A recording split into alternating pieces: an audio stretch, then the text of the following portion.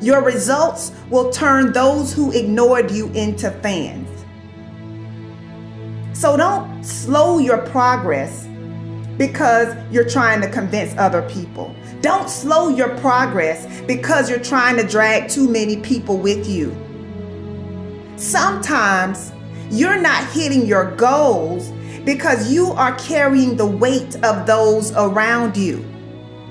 And some people are just not ready to go where you are going, and you've got to recognize that. Do not yield to distractions. Focus on you.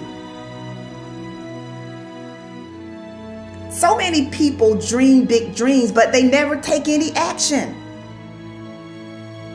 If you don't believe in yourself, you've already lost the battle. Not believing in yourself is a losing battle because either you won't try at all or you will convince yourself that you can't do it.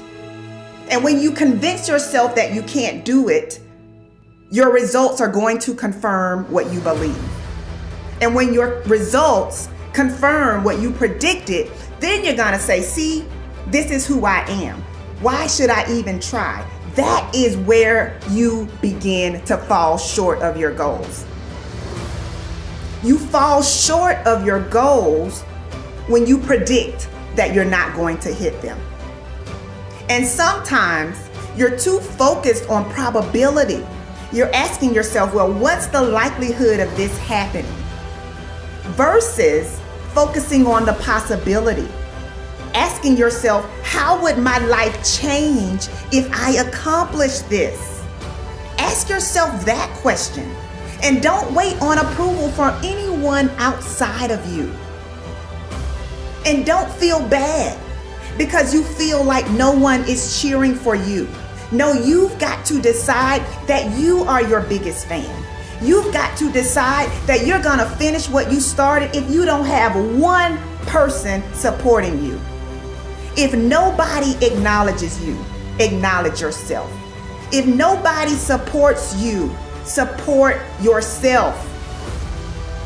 You achieve your goals only when you are disciplined enough to keep showing up when you don't feel like it. So don't just talk about what you want to happen. Commit to making things happen. Be an action taker. And recognize that you don't have to be jealous of anyone. You don't have to compare yourself to anyone because you have the ability to create the life you want. So how about this? How about you try comparing yourself to the person you were 30 days ago? Over the last 30 days, have you learned and implemented something new? Are you mentally and emotionally stronger than you were 30 days ago? Have you stressed yourself or have you pursued comfort? These are the types of questions that you should be asking yourself. Why? Because winning requires focus. Winning requires intention. It's not enough to just do physical strength training. Physical strength training is not enough. You also have to train your mind to handle stressful situations. You also have to increase your capacity to handle rejection and disappointment. Why? Because when you train your mind to be strong, you are less likely to quit when you encounter resistance. So what do you believe about you? How do you talk to you about you? Take a moment to think about what you've been saying to yourself about yourself. The good news is that your mind will believe whatever you tell it. So make sure that you are speaking your desires and not your fears. You get to choose how your mind serves you. You get to choose whether or not you will pursue peace or toss and turn at night because you're not seeing the results that you desire to see. Everyone is given 24 hours per day. Some people are super productive, while others are not productive at all. Some people set boundaries, while others allow distractions to slow them down. If you only remember one thing that I shared, I want you to remember the importance of valuing every moment that you are gifted.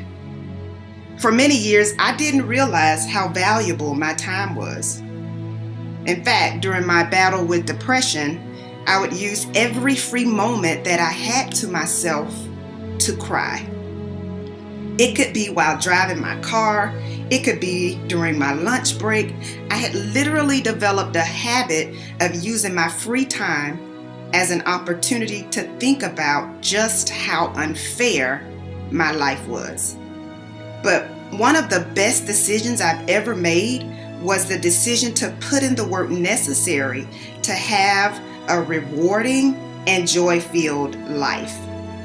After years of overwhelming sadness, I finally realized that I had been wasting time that I could never get back. So I had to change my mental narrative. Am I problem-free right now? Of course not. But I do understand that worry and unhappiness is a distraction. So if unhappiness will not resolve your problem, doesn't it make sense to at least attempt to enjoy life? You know, it is possible to smile and enjoy your life even when you are going through a difficult situation. We all have valley moments. You just have to decide that you will not remain in the valley. I don't want you fighting meaningless battles. I don't want you trying to carry unmotivated people.